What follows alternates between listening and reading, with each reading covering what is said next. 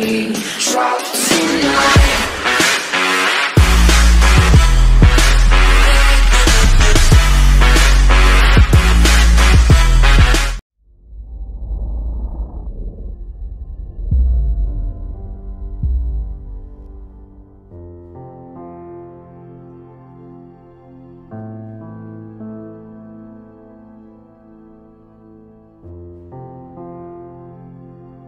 Quand je suis née, j'étais pas contente du tout.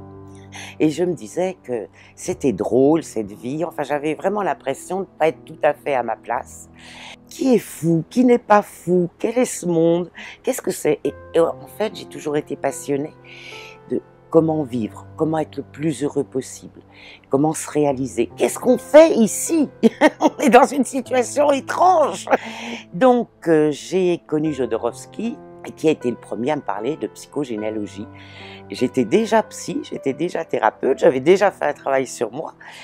Ça m'a passionnée et j'ai travaillé pendant des années. J'ai écrit 2 livres sur le sujet qui s'appellent « Cette famille qui vit en nous » et j'en ai écrit un deuxième qui s'appelle « Faire de notre psychogénéalogie une chance ».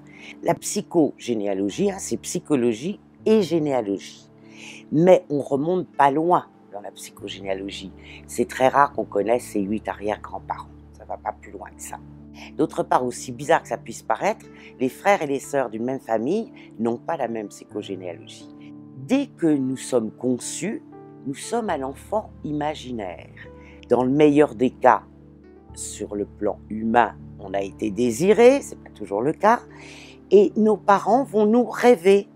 Ils vont rêver qu'on ressemble aux personnes qu'ils ont aimées dans leur famille. Ils vont rêver qu'on ne ressemble surtout pas, c'est très mal vu, aux bannis de la famille, à ceux où il y a des secrets ou qui ont été mal jugés. Et puis, ils vont projeter sur nous toute une attente de désir, des choses intellectuelles. Il y a des familles où on prépare Polytechnique dès le ventre de sa mère.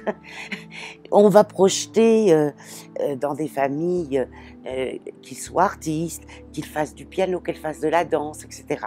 Tous nos rêves. On va projeter des choses affectives. Dans certains cas, on veut absolument une fille ou on veut absolument un garçon, ce qui n'est pas facile quand on est l'inverse. Et puis, on va projeter des tas de choses sur le corps et sur la situation sociale de l'enfant. Il y a beaucoup de familles où il y a tout le processus de l'ascension sociale. Les grands-parents, par exemple, étaient ouvriers agricoles, ils travaillaient beaucoup, ils étaient pauvres. Et puis, on a fait des études, on est devenu professeur, directeur d'école. Puis, on attend que l'enfant suivant il fasse une agrégation, par exemple. Vous voyez, toute cette espèce d'insertion sociale. Donc, on va projeter sur nous des tas de choses. Alors, les 9 mois où nous sommes conçus, c'est important, il se passe déjà beaucoup de choses. Et puis, nous naissons, alors, on va déjà nous donner des prénoms. C'est intéressant de savoir pourquoi on nous a donné nos prénoms, parce qu'à travers les prénoms, là aussi, on va projeter des choses. Et malheureusement, ça ne va pas s'arrêter là, c'est-à-dire qu'au fur et à mesure qu'on grandit, eh bien, on va projeter sur nous des tas d'étiquettes. Alors, il y a des étiquettes qui sont très lourdes à porter. Par exemple, je cite souvent « ta sœur est belle, mais tu es intelligente », ça fait 40 ans. La belle se croit idiote et l'intelligente se croit moche. C'est terrible, quoi. On va comparer les enfants à leurs frères et sœurs. L'idéal serait de ne jamais comparer les frères et sœurs entre eux. L'idéal. On va comparer les enfants à des membres de notre famille. Alors là, il y a souvent des règlements de compte. Si on ne s'entend pas tellement avec sa belle-mère et qu'on est en conflit avec sa fille, on va dire qu'elle ressemble à la belle-mère, etc. Ou à la sœur qu'on n'a pas aimée ou au frère. Il y a beaucoup de règlements de compte dans les projections. Et lié à la psychogénéalogie aussi, bien qu'il n'y ait pas de lien génétique, il peut y avoir des gens très importants comme la nounou, comme la fille au père, comme le professeur, comme les voisins. Il y a toute la psychogénéalogie, ce n'est pas uniquement génétique. C'est ce qui nous a permis de grandir. Et puis, tout ce système de projection qu'on a reçu, d'identification qu'on a faite, va nous amener à répéter. Alors, ces répétitions, il y en a qui sont parfaites. Mon père était médecin, il adorait ses patients. J'adore mes patients. Je suis en pleine répétition psychogénéalogique, mais ça me plaît. Par contre, il va y avoir des choses qu'on va répéter et qui ne nous conviennent pas du tout. J'ai été battue et je rebats mon enfant. C'est terrible. Ou là, j'ai un patient qui me dit « J'ai été abandonnée par mon père, j'ai dit que je ne ferai jamais ça et je refais exactement la même chose avec mon fils qui a 11 ans. » On répète des choses inconsciemment. Et parfois, on veut surtout pas répéter. Il y a eu un papa super autoritaire, une maman hystérique, on veut surtout pas répéter. Alors, on est acculé à faire le contre-scénario. Donc, le travail, à ce moment-là, c'est de dire, mais il y a quand même bien une ou deux qualités dans ce père que vous pouvez pas voir, ou cette mère. Il y a quand même eu des bonnes choses. Essayez de reprendre ce qui a été positif. Parce que être arc-bouté à surtout pas faire comme, c'est pas être libre. Nous sommes tous divins, je reviendrai là-dessus. Mais la première des choses, c'est que nous nous traînons un poids de frustration, de regret, de colère, parfois de haine, mais qui nous étouffe, qui nous empêche de vivre. Donc la première des choses, si on veut bien vivre, vivre pleinement, vivre toutes ses potentialités, c'est nettoyer les valises émotionnelles qui nous plombent la vie et qui nous empêchent d'avancer. Donc nous avons un travail à faire sur notre passé, notre enfance, notre adolescence, notre jeunesse, mais aussi sur notre passé d'adulte. Il y a des tas de choses qui ont été difficiles, des histoires d'amour malheureuses, des études qu'on n'a pas pu faire pour X raisons, des licenciements, des échecs répétitifs. Enfin bon, on se traîne tous des choses dont on souffre. Et on n'est pas fait pour souffrir, on est fait pour être heureux. Mais on ne va pas penser, et c'est ça qui m'avait tellement surpris quand j'avais fait cet entretien avec Jodorowsky, que nos parents ont eu eux-mêmes une enfance, une adolescence, et qui vont nous élever en fonction de leur propre histoire. Le sous-titre de mon premier livre est « Nous sommes tous les enfants de notre enfance ». Le fait de partir à la recherche de nos parents en tant qu'adultes et ayant eu eux-mêmes un parcours, et non pas, quand on est tout petit, c'est des dieux les parents, puis après on les rejette et on les critique. Et pour nous aussi, nous n'avons pas été un enfant idéal selon leurs rêves. Bon. À partir du moment où on commence à regarder ses parents comme des êtres humains à part entière, et non plus comme nos parents, on commence à comprendre beaucoup de choses. Et nous souffrons la plupart du temps de choses qui n'ont rien à voir avec nous. L'enfant, il ne veut pas être aimé parce qu'il est l'enfant. L'enfant, il voudrait être aimé comme si on avait été dans un grand magasin et qu'on aurait choisi un petit garçon, une petite fille et qu'on aurait dit c'est celui-là que je veux, c'est celle-là que je veux. L'enfant veut être aimé pour lui-même, pour ce qu'il est. Et ça, c'est très très rare parce qu'il faut déjà que les parents soient très évolués pour accepter d'accompagner l'enfant tel qu'il est et non pas tel qu'ils perçoivent en fonction de ce qu'ils ont vécu ou tel qu'ils veulent qu'il soit.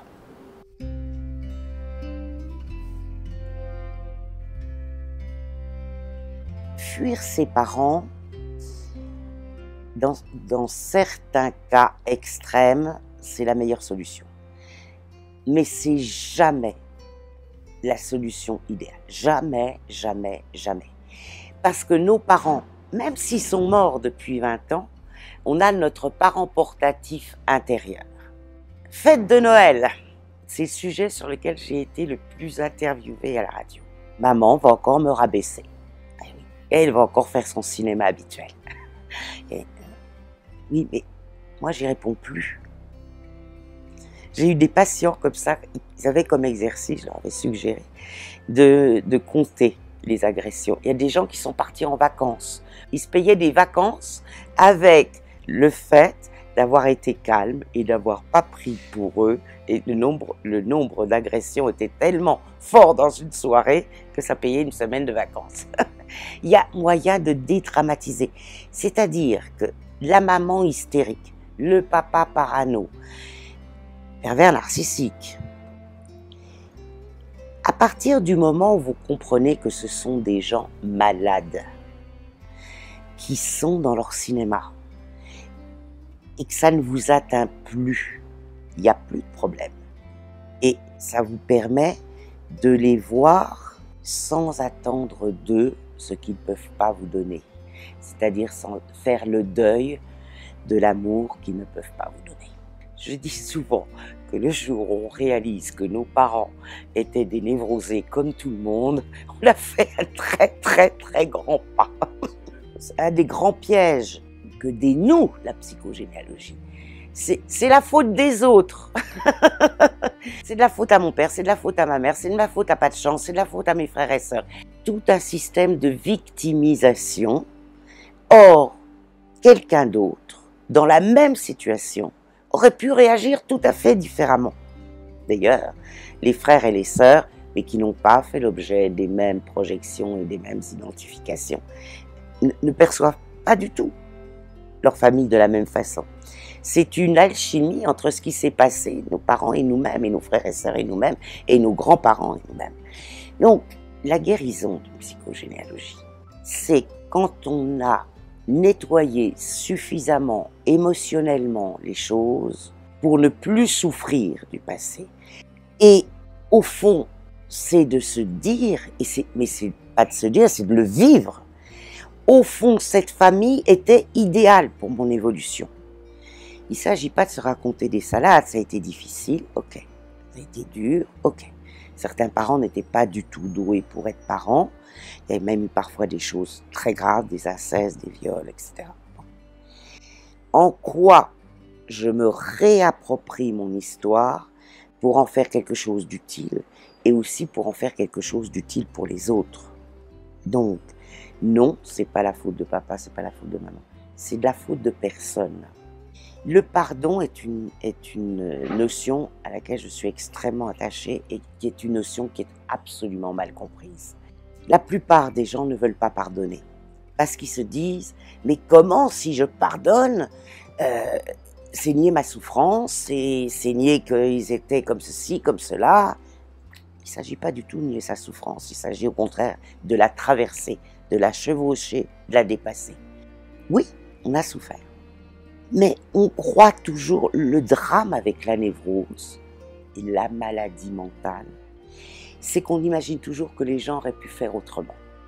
On n'en veut pas à quelqu'un d'être paralysé, on n'en veut pas à quelqu'un d'être diabétique, on n'en veut pas à quelqu'un d'avoir un cancer. On en veut à quelqu'un qui a une personnalité toxique et on se dit, ça pourrait avoir fait autrement. Donc, le pardon, c'est pas nier sa souffrance, c'est pas se raconter que tout le monde il était beau, il était gentil. C'est pas forcément se remettre dans des circonstances toxiques non plus. C'est simplement se dire, je guéris en moi les séquelles du passé, je me prends en charge et j'en fais quelque chose. Un des avantages non négligeables de la psychogénéalogie, c'est que ça permet d'aller très vite aux causes des mal-être. Même si souvent c'est manque de confiance en soi, c'est manque de confiance en la vie, ça peut être problème récurrent professionnel, problème récurrent amoureux, ça permet d'aller beaucoup plus vite sur ce qui génère la cause. Alors parfois aussi, nous héritons de choses que nous ont transmises nos parents. On peut avoir des angoisses qui ont été héritées, par exemple, de notre mère. La vie fœtale peut être intéressante parce qu'il peut y avoir eu un choc pendant. Par définition, nous aimons nos parents, même si nous avons des conflits. Et on va s'interdire parfois de dépasser nos parents, ou on va s'interdire de leur désobéir. On va être prise dans un espèce de syndrome de fidélité. Or, nous avons à nous réaliser. Donc, il faut arriver à dépasser ça. Il y a aussi des personnes qui n'ont jamais vu leurs parents s'arrêter, travailler tout le temps. Ils ont un mal fou eux-mêmes à s'arrêter, etc., etc. C'est-à-dire qu'on va reproduire les projections, mais on va reproduire aussi ce qu'ont été nos parents. Donc c'est très très important de prendre conscience de tout ça et de faire un gentil nettoyage sans oublier, je suis très attachée à ça, les valeurs positives de notre psychogénéalogie. Et j'ai écrit le 2e livre, Faire de sa psychogénéalogie une chance, en particulier Parce qu'il y a des gens qui font de la psychogénéalogie une chaîne de malheur. Non, c'est notre trésor. Il faut le travailler. Nettoyer les souffrances intérieures de la psychogénéalogie et du passé, c'est indispensable. Une fois qu'on a déposé ses valises, on va faire un beau voyage. Et la vie n'est pas finie, loin de là, et c'est passionnant. Alors la deuxième chose, la deuxième étape qui est fondamentale, c'est de prendre conscience que nos pensées créent, nos sentiments créent, nos émotions créent, nos ressentis créent.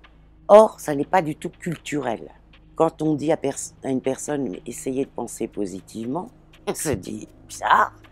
Or, nous n'en avons pas conscience, mais nous sommes éduqués, dès le sein de notre mère ou le biberon, à penser négativement. Je ne vais pas y arriver. La vie est difficile. Je découvre une relation affective.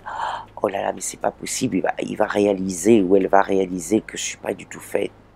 On est dans la dépréciation de soi tout le temps. Le père de la pensée positive, c'était Émile Coué, et c'était pas du tout un illuminé, c'était un pharmacien.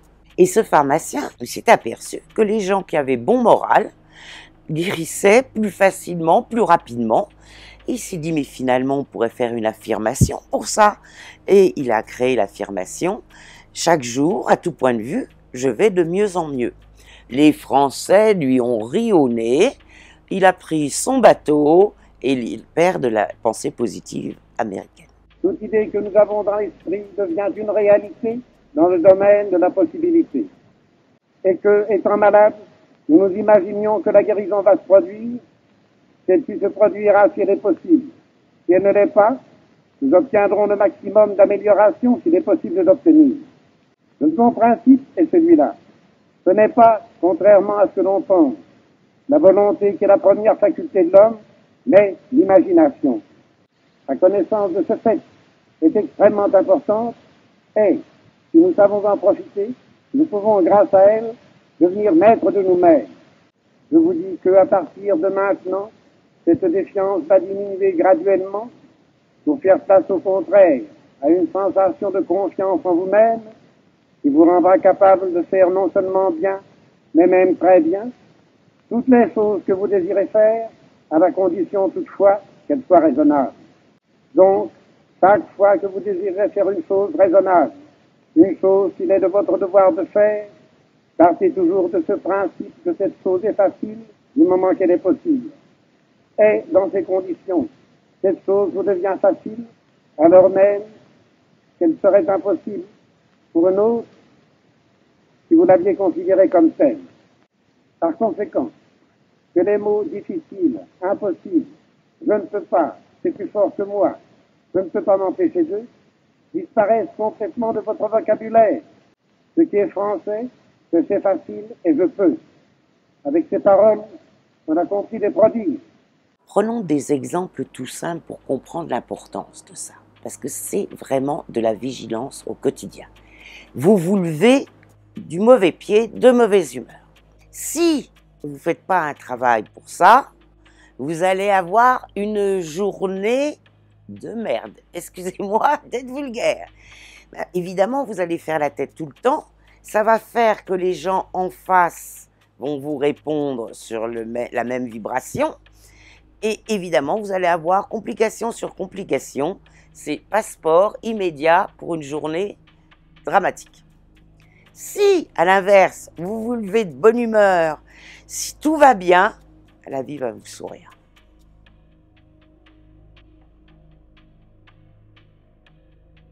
La pensée positive, ça n'est pas cuit-cuit les petits oiseaux, tout va très bien madame la marquise.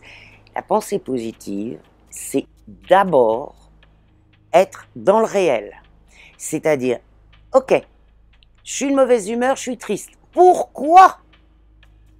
Au lieu de le refouler et de continuer à être de mauvaise humeur toute la journée. Pourquoi je suis triste? Qu'est-ce qui fait que je suis triste? Qu'est-ce que je peux améliorer pour ne plus être triste? Il y a peut-être quelque chose. Bon. Peut-être que je dors pas assez, qu'il faut prendre soin de moi. Peut-être qu'il y a quelque chose qui me tracasse. peut-être que j'ai pas osé dire à quelqu'un que j'avais un problème et que je refoule et que je vais exploser comme une cocotte minute parce que j'ai pas su communiquer. Il y a une raison. La pensée positive, ce n'est jamais refouler. Les sentiments que l'on a, c'est justement pour les travailler, pour évoluer. Une fois qu'on a compris, qu'on est à l'écoute de soi, c'est une gymnastique, la pensée positive. Bon, je sais qu'en France, on est assailli de négativité. Il y a des outils très utiles pour changer votre vie. La réalité est neutre. C'est nous qui allons la colorer avec j'aime, j'aime pas, c'est pénible ou au contraire c'est agréable. Un exercice qui change la vie, c'est se lever le matin en étant dans la gratitude. On a un toit sur la tête, une nouvelle journée s'offre à nous. Si on est vigilant, on va apprendre plein de choses dans cette journée. Parce que la qualité de la vie dépend de la vigilance qu'on a à la vivre. Si on est tout le temps avec un petit vélo dans la tête et penser, ruminer le passé et se faire du souci pour le futur, c'est non. Merci pour ce que j'ai. Tout le monde n'a pas une douche bien chaude. Tout le monde n'a pas un bon petit café ou thé ou chocolat. Remercions pour ce que j'ai. Et remercions aussi les autres à côté de nous d'être là. L'autre ne va pas de soi. L'autre qui partage notre vie, c'est aussi un cadeau. Donc, plus on va remercier déjà la vie pour ce que l'on a, plus aussi on va être conscient que l'autre n'est pas acquis. Non, on a regardé l'autre et on a aussi à lui dire qu'on l'aime et remercier pour qu'il existe. Et c'est vrai si on vit seul et qu'on a un petit chat ou un petit chien. C'est important de remercier l'animal qui nous accompagne. Au lieu d'être « oh là là, comment je vais finir le mois ?» Il y a un iPhone qui sort et puis je voudrais le dernier modèle et je ne vais pas pouvoir me le payer. Ma belle-mère m'a fait une réflexion. Mon travail, c'est routinier. La liste des litanies, la liste des litanies négatives qui, au lieu de nous aider et de nous pousser et d'être joyeux, nous plombent. Donc, déjà, la gratitude. Et le soir, important de remercier pour tout ce qu'on a vécu dans la journée. Important d'être vigilant à ce qui arrive. La gratitude est quelque chose qui change profondément la vie. Il y a plein d'autres choses qui changent profondément la vie. Être à ce que l'on fait. Vous conduisez, au lieu d'avoir 1000 pensées dans la tête, être à ce que vous faites. Vous faites la cuisine, être à ce que l'on fait. En général, quand on travaille, on est davantage à ce que l'on fait. Être là, être présent. On puise dans ces énergies une source anormalement considérable. On est épuisé parce qu'on n'est jamais là. On est tout le temps dans sa tête. En général, on n'écoute pas ce qu'on entend. On ne regarde pas ce qu'on voit. On n'est pas dans son odorat, on n'est pas dans son toucher. Très important aussi, donner du bonheur aux autres. On peut être générateur de positivité pour les autres. On peut être générateur de sourire. On peut être générateur de compliments. On peut être générateur d'encouragement. Demandez à la caissière du supermarché ce qu'elle en pense. Elle est souvent considérée comme un meuble, la pauvre femme. Et quand quelqu'un s'intéresse à elle et la regarde, la voit, ben c'est bien sympa. Essayons de ne plus vivre automatiquement. On peut, tout au fil de la journée, être un facteur de positivité pour les autres, être un facteur de joie, être un facteur de bonheur, être un facteur d'encouragement. C'est très important. Donc, à partir du moment où on voit la réalité de façon positive, qu'on y met de l'énergie, on va forcément attirer des choses différentes. Même Wendeyer, quelques années avant de mourir, avait dit mais on n'attire pas ce que l'on veut, on attire ce que l'on est. Et ça, c'est bien plus intéressant. On attire ce que l'on vibre, absolument. Et si vous apprenez à voir de la réalité le positif, ou voir le négatif, je suis triste aujourd'hui, pourquoi, et je veux pas rester là-dedans, forcément, vous allez attirer d'autres choses. Beaucoup de gens se disent, je vais être heureux quand j'aurai plus de problèmes. La vie est une suite de problèmes. Alors, il y a déjà les problèmes qu'on se crée tout seul, hein. C'est-à-dire que, non, on n'aime pas notre future belle-fille. C'est le choix de notre fils. On l'a pas aimé ou ne pas l'aimer, c'est son choix. Bon. Non, on n'aime pas cette nouvelle collègue. Oui, mais on va devoir travailler ensemble. Bon. Donc déjà, il y a plein de problèmes qu'on se crée tout seul comme des grands. Il y a des problèmes, et au lieu de commencer à mettre la machine négative en route, comment ça m'arrive à moi, c'est épouvantable, je suis victime, qu'est-ce que je vais faire pour résoudre ce problème? Puis, parfois, il y a des choses qui ne se font pas. On passe un entretien d'embauche, ça ne se fait pas, catastrophe. On était fixé sur l'achat d'une maison, d'un appartement, ça ne se fait pas, catastrophe. Si vous avez la certitude que ça ne s'est pas fait parce qu'il y a quelque chose de mieux qui vous attend, je peux vous garantir que vous trouverez mieux que ce que vous aviez là. Nous sommes programmés à l'idée que nous sommes un pauvre petit être malheureux, seul au monde, et qu'en plus le monde est hostile, et nous a bien répété quand on était petit que si on ne se donnait pas beaucoup de mal, on allait être pauvre, SDF, sur le trottoir, qu'on n'allait pas y arriver. Enfin, on nous a fait un cinéma catastrophe, et on est persuadé que c'est normal que la vie soit dure. C'est pas vrai du tout. La vie n'est pas dure, c'est nous qui la rendons dure. Parce qu'il y a des épreuves qu'on refuse, on ne veut pas, et qu'on les prend d'une façon négative. Donc, très important aussi, ne jamais se coucher sans s'être félicité pour 3 choses. Pas forcément ce qu'on a fait, parce que Dieu sait si on est dans une civilisation du faire, mais aussi pour ce qu'on a été. On est unique, on est une merveille, et on n'est pas fait pour être malheureux. On est fait pour se développer. Le monde a besoin de nous, parce que quand on est heureux, on collabore positivement au monde.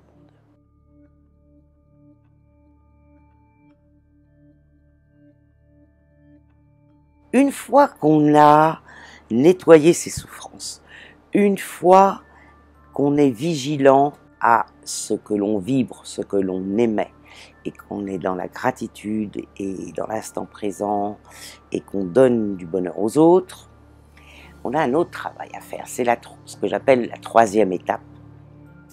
C'est qu'au fond, on est complètement dans la matière. Alors, il ne s'agit pas de nier la matière, et il ne s'agit pas non plus de la fuir, parce que c'est pas quand on sera sur un autre plan qu'on fera l'expérience de la matière. La matière, c'est entre autres avoir un corps. C'est très important de s'occuper de notre corps. C'est notre véhicule, c'est notre temple. Donc il faut veiller à lui donner le sommeil qu'il faut, il faut veiller à lui donner l'alimentation qu'il réclame, etc., etc. Il faut prendre soin de son corps. La matière a ses règles. Je suis subjuguée par la beauté de ce monde, la beauté de la nature, la beauté de la lumière, la beauté était très très importante pour moi. Mais ce n'est qu'une toute petite partie.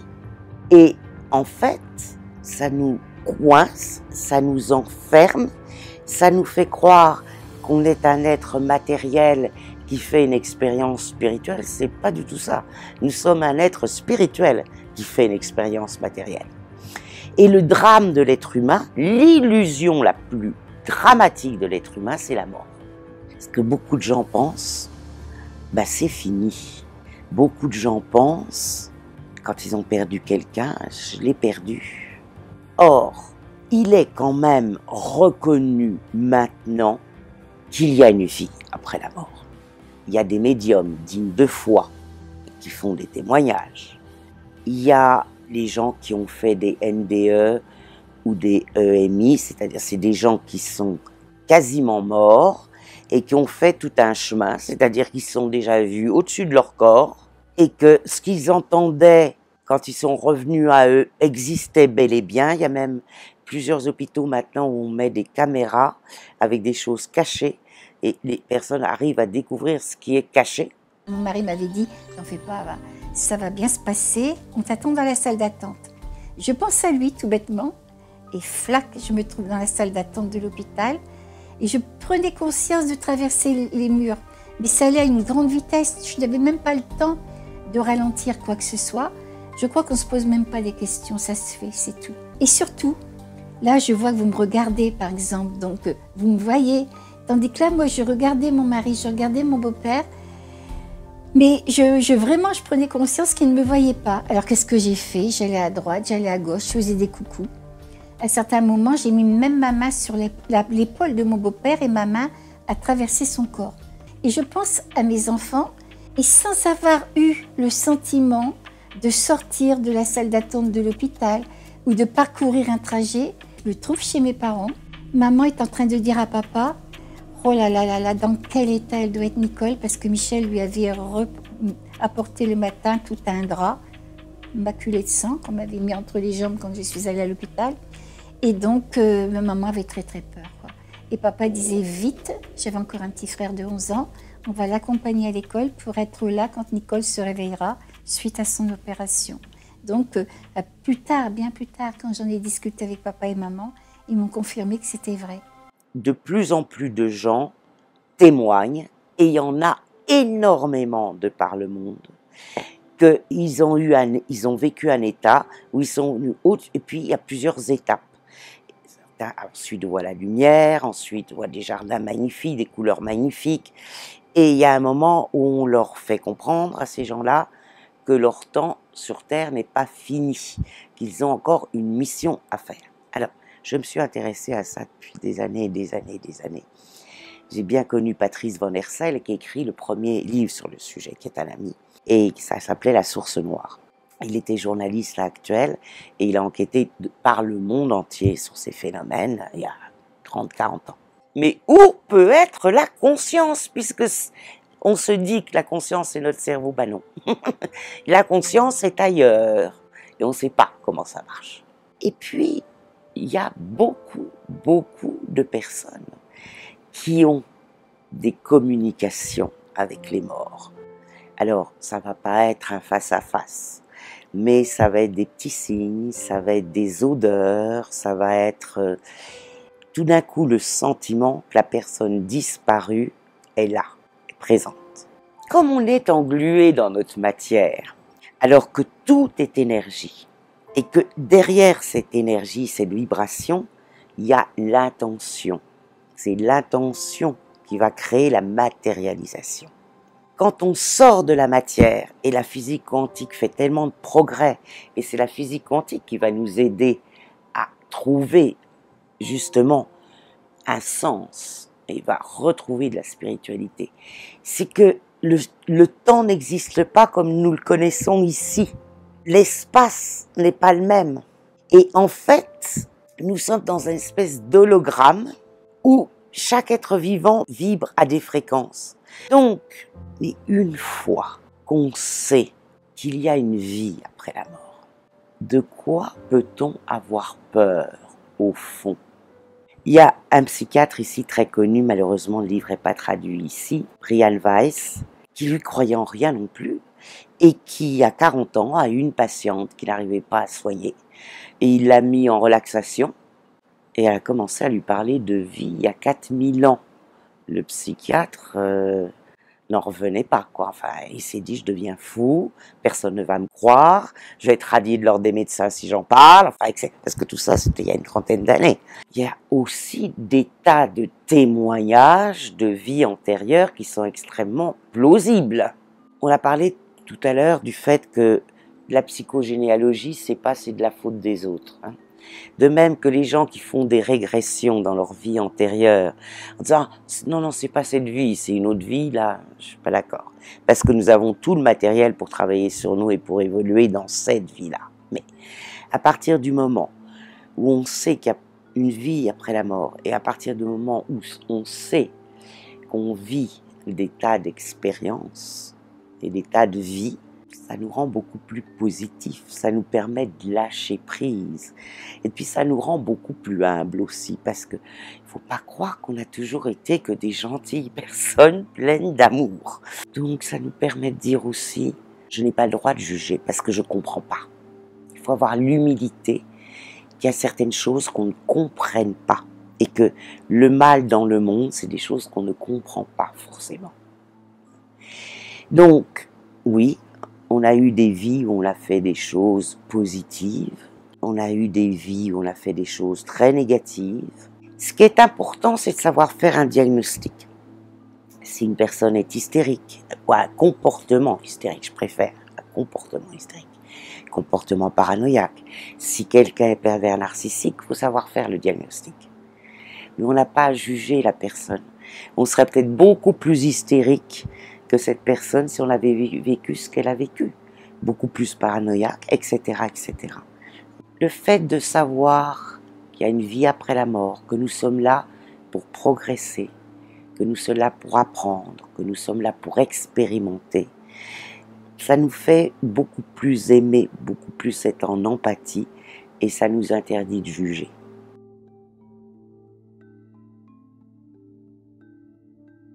La méditation, il y a beaucoup de méditations guidées, très bien, mais c'est pas de la méditation. C'est excellent, je recommande, c'est plutôt de la relaxation et ça aide à travailler sur soi, super. Mais la méditation, c'est être assis sur une chaise, la colonne vertébrale droite et simplement se fixer sur sa respiration. La méditation, c'est être et ne pas s'attacher à ses pensées qui vont être, puisque nous sommes en monde alpha à ce moment-là, hyper variées et hyper nombreuses, parce que c'est pas à sa table de travail qu'on a le plus d'idées, c'est quand on se repose, quand on marche, quand on est sur son canapé. Là, le cerveau est à la fête. Et concentré sur sa respiration, on va avoir des tas d'idées. Ne pas s'attacher à ces idées, les voir comme des nuages qui défilent dans le ciel, et être centré tranquillement sur sa respiration. Quand on fait ça 5 minutes, 10 minutes, un quart d'heure par jour, ça nous fait nous connecter immédiatement avec cette partie du moi qui n'est pas uniquement la matière, et aussi les corps vibratoires.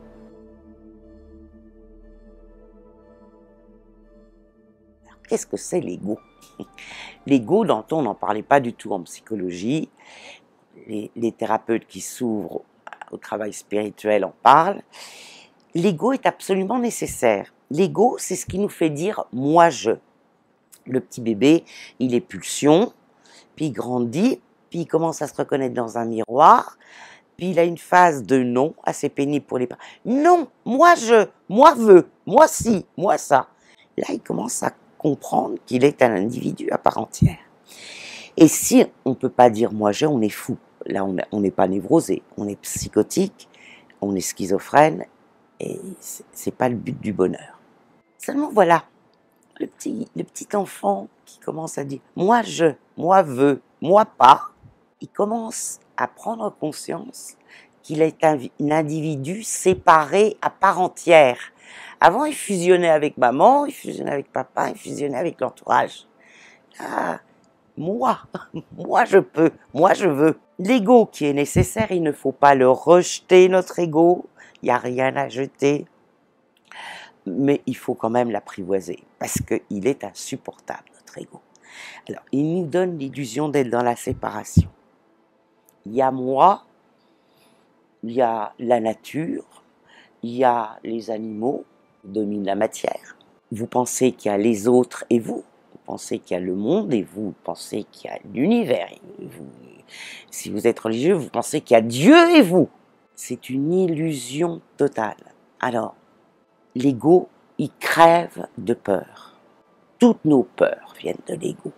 Peur de ne pas y arriver, peur d'être malade, peur d'être handicapé, peur de mourir, peur d'être sans abri, peur de manquer, de la terreur, peur de ne pas être aimé, peur de ne pas être considéré. Alors forcément, l'ego, il nous rend compétitifs. Alors on va se comparer aux autres. On se compare, on se désavantage, on se dévalorise. On est content quand on a des signes extérieurs de richesse. Parce que ça donne l'impression d'être supérieur aux autres. J'ai une belle voiture, j'ai une belle maison, je gagne de l'argent, tout ça. J'ai le pouvoir. Le pouvoir, c'est un outil merveilleux, c'est rendre possible. Mais le pouvoir façon égo, c'est écraser les autres. Ça n'a rien à voir, c'est pas du tout rendre possible. C'est ma gloriole. L'ego, il n'y a jamais assez, toujours plus. Tu m'aimes, t'es sûr que tu m'aimes encore. L'ego veut. Et au fond, pourquoi l'ego est si fort? C'est parce qu'on ne s'aime pas. Alors ça peut paraître complètement antinomique, quoi. D'un autre côté, on veut dominer les autres, mais on ne s'aime pas. Bah oui, parce que s'aimer, c'est pas se prendre pour la 8e merveille du monde. S'aimer, c'est être en paix avec soi. Quand on ne s'aime pas, c'est un travail à temps complet. C'est très difficile de comprendre ça. Parce que, au lieu de communiquer avec l'autre, je me dis, oh, qu'est-ce que l'autre pense de moi? Quel effet je vais faire? Donc, on ne voit pas l'autre, on voit l'autre comme un miroir de soi, de la mauvaise image qu'on a de soi. Et on est toujours en train d'essayer de prouver. Donc, la seule façon d'apaiser l'ego, c'est de s'aimer, de savoir qu'on est comme on est, qu'on n'est pas parfait, loin de là, mais qu'on est unique. Ça suffit déjà, on est chacun unique. Et on est tous reliés. Et on est là pour faire des choses. La vie est belle. on est là pour le bonheur et donner du bonheur et transformer. Mais l'ego, s'il ne se limitait qu'à nous, c'est déjà un grave problème. Mais c'est qui va beaucoup plus loin. On est dans un ego social. Les nations ont un ego. La société a un ego. Les professions ont un ego. Et il faut quand même bien reconnaître qu'on est dans une société complètement malade, qui justement met le culte de l'ego. On est dans le paraître, on est dans le faire, on est dans l'avoir. Mais être, c'est ça le fond, c'est ça la 4e étape. Apprendre à être.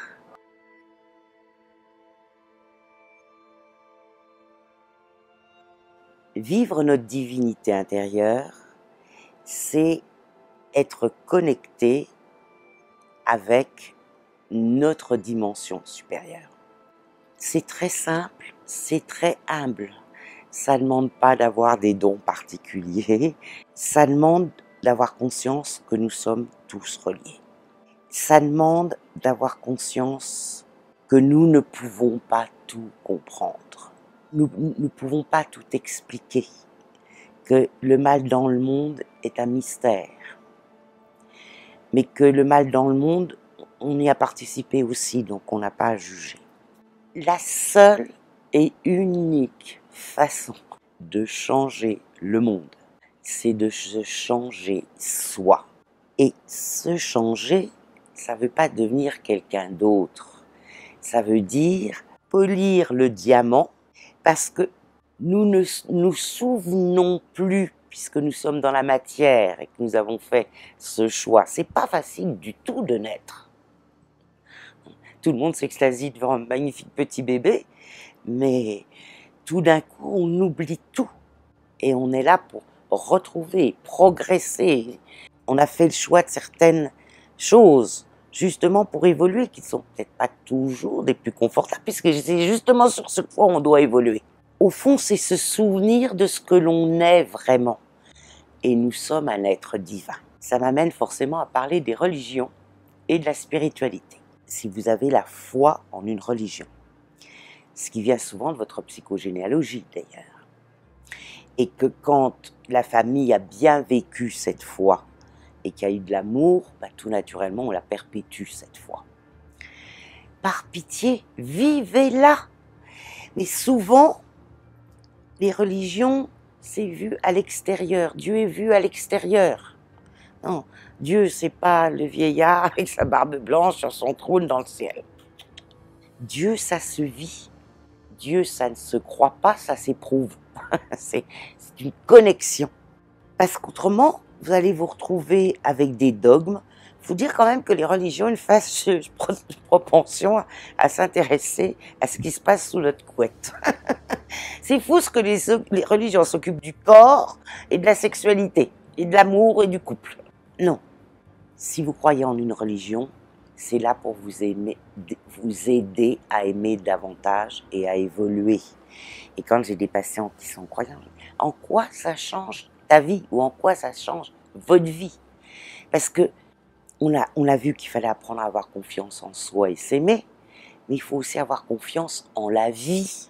Il y a, à l'inverse, il y a des tas de gens qui ne croient pas dans ces dieux des religions et qui du coup disent il n'y a rien. Il n'y a rien, il n'y a pas de Dieu, il n'y a rien avant, il n'y a rien après. Quel dommage, parce qu'ils se coupent d'une partie d'eux-mêmes. Et il faut bien faire la distinction entre religion et spiritualité. Et quand on vit sa religion d'une certaine façon, il y a beaucoup de spiritualité. Et on peut très bien être spirituel, profondément croyant, mais dans une autre forme de Dieu. C'est mon cas. Mais je ne fais pas de prosélytisme. Moi, ce que je ressens profondément, c'est que Dieu est une énergie, qui ne s'appelle peut-être pas Dieu d'ailleurs. Il y a une énergie, c'est un mystère, mais il y a plusieurs façons de le vivre, en aimant. Et puis, il y a une chose, moi, qui m'émeut aux larmes, c'est les phénomènes de synchronicité. C'est Jung, le psychanalyste suisse, qui, un jour, analysait le rêve d'une patiente qui avait rêvé d'un scarabée. Et la fenêtre était ouverte, il était en Suisse, c'était l'été, et il y a un magnifique scarabée qui est arrivé par la fenêtre. Et il a été tout ému, et il a montré à sa patiente, et c'était une merveille, quoi. Et il a synchrone, ça veut dire que deux événements se passent de concert. Quand on est vigilant, peut-être que le thème le plus important qu'on aura vu tout au fil de cet entretien, c'est être vigilant. Si on est vigilant, mais on vit en pleine magie, on vit en pleine énergie. Souvent la synchronicité m'émeut aux larmes. Un rendez-vous, il y a quelqu'un qui a un problème. Aussitôt, il y avait besoin de ce rendez-vous disponible pour quelqu'un d'autre. Comme notre pensée, nos émotions, nos sentiments, nos ressentis créent. Par exemple, si tout d'un coup, vous avez envie d'aller aux États-Unis, ou si vous avez envie d'aller dans les Cévennes, et que vous proposez ça, la vie va conspirer à vous répondre, et vous allez avoir des tas d'aides magiques de la vie. Donc la synchronicité, c'est fait. Par exemple, une personne, sa fille recherche un stage, et une de ses amies l'appelle, ça fait 6 mois qu'elle ne l'avait pas vue, et elle lui dit « j'étais débordée, je monte une entreprise, et elle a besoin d'une stagiaire ». À partir du moment où on met une intention, la vie nous aide à la réaliser, cette intention. Ça a toujours existé, mais c'est le fait qu'on y soit vigilant. Deuxième chose, qui pour moi fait vraiment vibrer la spiritualité, et qu'il y a une énergie qui est sans doute... On a tellement eu besoin d'un Dieu créateur, on a eu tellement besoin de... Mais peut-être que c'est un processus de création constant. L'univers, on ne le connaît pas. Peut-être que l'univers est en processus d'évolution constant. On a eu... il y a eu des centaines de civilisations. Il y en aura d'autres. Tout ça, c'est des cycles. C'est des états de conscience. Tout ça, c'est avancer, comprendre, évoluer. Ce serait vraiment ridicule de penser nous sommes la seule planète dans l'univers avec les millions de galaxies, les millions d'univers où il y a de la vie. Donc, Dieu, il est forcément en harmonie avec si Dieu il y a, si c'est ce nom, avec ces milliers d'autres vies. Je trouve qu'il y a beaucoup de joie et de paix à admirer le mystère sans chercher à le comprendre, à le définir, mais en essayant de le vivre. Et personnellement, je ne vous demande pas de me croire sur parole, mais je crois que c'est le plus beau cadeau que je puisse faire. Je travaille beaucoup avec mes guides. Nous avons tous, beaucoup de civilisations parlent des anges gardiens. Moi, je dis qu'on a des guides, des êtres de lumière, qui sont là pour nous aider, pour nous accompagner, parce qu'ils ont besoin de nous. Quand je dis à des patients, mais vous avez besoin de Dieu, me dites-vous, mais Dieu a besoin de vous. Alors ça, c'est un choc, oui, parce que on a besoin de nous pour faire évoluer les choses, pour transformer. Donc, faites l'expérience de demander à vos guides de vous accompagner. Endormez-vous en remerciant vos guides. Parce qu'il se passe aussi beaucoup de choses la nuit. La nuit, il y a nos rêves, mais on change de plan aussi, mais on ne s'en souvient pas. Mais ça nous inspire, forcément. Nous avons des guides qui sont là pour nous aider et qui ne demandent que ça. Ils ne demandent qu'une chose, c'est qu'on leur demande. Et quand on demande, remerciez ou lui demandez. Je vous remercie, je te remercie de m'aider à. Parce que là, on est sûr, on n'affirme pas un manque, on affirme une certitude. Et on affirme une joie. Donc, pour moi, la spiritualité, c'est savoir que l'on n'est pas tout seul. C'est savoir que l'univers nous aide. C'est savoir danser avec la vie. Et c'est faire confiance à nos guides.